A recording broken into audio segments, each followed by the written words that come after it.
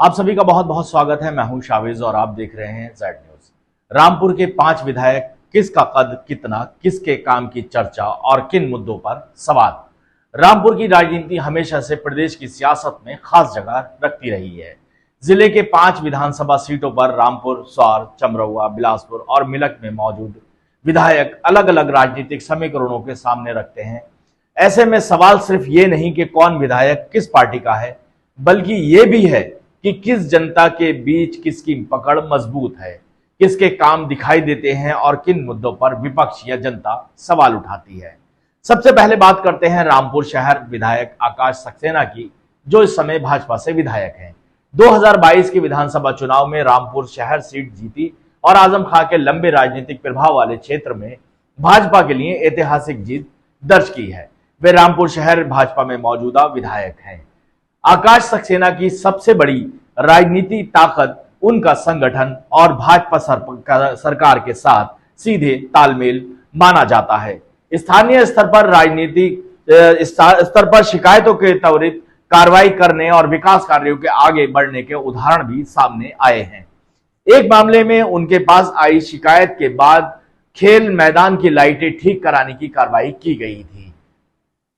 वहीं अगर हम बात करें कुछ आलोचना की, 2024 में लोकसभा चुनाव में शहर रामपुर विधानसभा से भाजपा को अपेक्षित बढ़त नहीं मिली। इस प्रदर्शन ने विधायक और भाजपा संगठन के सामने यह सवाल खड़ा किया कि विधानसभा जीत को लोकसभा स्तर पर व्यापक जन समर्थन में कितना बदला जा सका। आकाश सक्सेना की सबसे बड़ी उपलब्धि उनका राजनीतिक प्रतीकात्मक कद है, लेकिन 2027 से पहले चुनौती यह भी है कि वे अपने विधानसभा क्षेत्र में विकास के साथ व्यापक सामाजिक और राजनीतिक स्वीकार्यता कितनी बढ़ा पाते हैं। हम बात करेंगे बिलासपुर बलदेव सिंह औलख की। भाजपा बलदेव सिंह औलख बिलासपुर से भाजपा के प्रमुख नेताओं में से हैं और प्रदेश सरकार के में मंत्री पद की जिम्मेदारी भी संभाल रहे हैं। उनके पास क्षेत्रीय राजनीति के साथ सरकार में काम करने का अनुभव है। उनकी सबसे बड़ी ताकत सरकार में प्रभाव और बिलासपुर क्षेत्र में संगठनात्मक पकड़ है। 2024 लोकसभा चुनाव में भाजपा की स्थिति रामपुर जिले की कुछ अन्य विधानसभा सीटों की तुलना में बिलासपुर में बेहतर रही। वहीं उनके सामने एंटी इनकम्बेंसी, स्थानीय विकसित और गति जनता की अपेक्षाओं को पूरा करने की चुनौती बनी रही। विधानसभा चुनाव में जीत के बावजूद अतीत के ऐसे बूथ में भी चर्चा में रहे जो भाजपा ने बेहद कमजोर समर्थन मिला। औलख का कद 5 विधायकों में इसलिए अलग दिखाई देता है क्योंकि उनके पास विधायक के साथ साथ सरकार में मंत्री के रूप में काम करने का भी अनुभव है।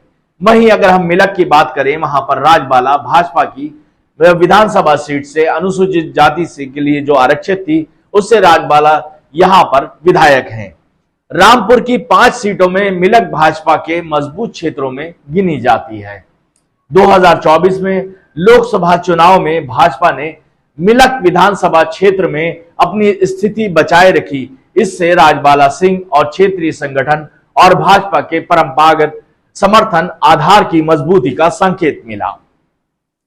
जुलाई 2026 की एक रिपोर्ट में उनके विकास कार्यों के दावों के साथ साथ क्षेत्र में उठ रहे सवालों को भी उनको सामना करना पड़ा। यानी कि उनके सामने सबसे बड़ी चुनौती विकास के दावों को जमीन पर लगातार दिखाई देने वाले परिणामों का बदलना है। राजबाला की ताकत भाजपा का मजबूत संगठन, क्षेत्रीय आधार, जबकि 2027 के लिए विकास कार्यों का स्पष्ट रिपोर्ट कार्ड उनकी सबसे बड़ी परीक्षा होगी। अब हम बात करते हैं स्वारटांडा शफीक अंसारी की। अपना दल एस से शफीक अंसारी जो है इस समय विधायक हैं। 2023 में के उपचुनाव में उन्होंने जीत हासिल की। उस समय उन्हें सम्मान और विकास को अपनी प्राथमिकताओं को बताया सकारात्मक पक्ष। उनकी राजनीति की खासियत यह रही कि उन्होंने अपने क्षेत्र में विकास और जनता के सम्मान को प्राथमिकता बताकर राजनीतिक पहल बनने की कोशिश की, राजनीतिक पहचान बनाने की कोशिश की। 2026 में वे विधानसभा की कार्रवाई और क्षेत्रीय कार्यक्रमों में सक्रिय दिखाई देते रहे। वहीं अगर हम बात करें, स्वार की राजनीति में आजम खां का परिवार और सपा का प्रभाव लंबे समय तक बड़ा मुद्दा रहा है। ऐसे में शफीक अंसारी के सामने चुनौती केवल सरकार के साथ काम करने की नहीं, बल्कि अपने दम पर मजबूत जनाधार बनाने की भी है। 2024 के लोकसभा चुनाव में स्वार क्षेत्र में भाजपा संघ गठबंधन को अपेक्षित परिणाम नहीं मिला है। शफीक अंसारी की असली परीक्षा 2027 में होगी कि वे उपचुनाव की जीत को स्थायी राजनीतिक जनाधार में बदल पाएंगे या नहीं। अब हम बात करते हैं चमरवा नसीर अहमद खान की। समाजवादी पार्टी से नसीर अहमद खान समाजवादी पार्टी के वरिष्ठ नेता और चमरवा से विधायक हैं। चमरवा लंबे समय से रामपुर की महत्वपूर्ण सीट रही है। 2026 के स्थानीय राजनीति रिपोर्टों में उन्होंने चमरवा का मौजूदा विधायक बताया गया है।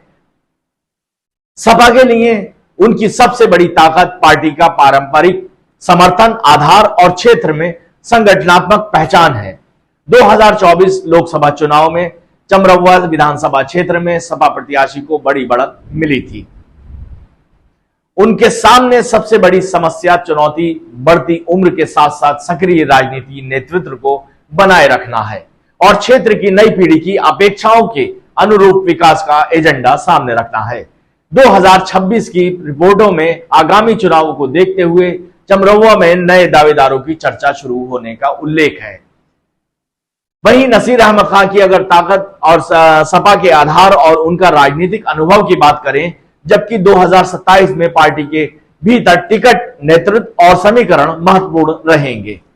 पांचों का एक लाइन में रिपोर्ट कार्ड आकाश सक्सेना की ऐतिहासिक जीत के चेहरे, लेकिन व्यापक जन स्वीकार्यता की चुनौती। बलदेव सिंह औलख सरकार के अनुभव, मजबूत राजनीतिक कद, लेकिन लगातार विकास कार्य का दबाव। राजबाला भाजपा के मजबूत क्षेत्र की विधायक, मगर विकास के दावों पर जनता की कसौटी अहम। शफीक अंसारी उपचुनाव से उभरे नेता, अब इस स्थानीय जनाधार साबित करना चुनौती। नसीर अहमद खान सपा के अनुभवी चेहरा, लेकिन उम्र 2027 के लिए नए राजनीतिक समीकरण बड़ी परीक्षा है। अब सवाल यह है कि 2027 की ओर बढ़ते रामपुर में मुकाबला सिर्फ भाजपा बनाम सपा नहीं रह गया है। 5 विधानसभा क्षेत्रों में स्थानीय विधायक की व्यक्तिगत छवि, विकास कार्य, संगठन, जाति, सामाजिक समीकरण, जनता से संपर्क, ये सभी चुनावी परिणाम को प्रभावित कर सकते हैं। 2024 के लोकसभा चुनाव ने भी संकेत दिए हैं कि विधानसभा में मजबूत दिखाई देने वाला राजनीतिक समीकरण लोकसभा चुनाव में उसी रूप में कायम रहना जरूरी नहीं है।